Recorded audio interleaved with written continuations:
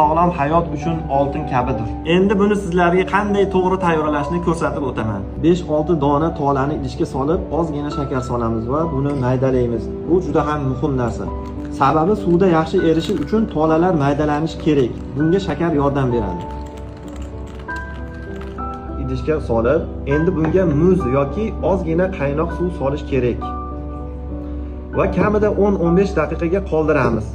Buni 80 dan ortiq kasalliklarga davoligi aniqlangan. Mayda tomirlarda to'xtab qolgan qonlarni yurgizadi. Asablarni tinchlantirib, qarishni sekinlashtiradi. Endi ustiga qaynoq suv quysak, ichishga ham tayyor.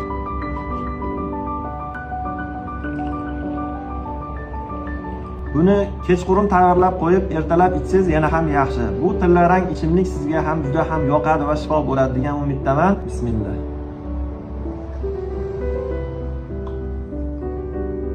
Juda ham ajoyib bo'pti. Operatorga ham beraylik, asabi buzilib ketdi meni videoga olguncha.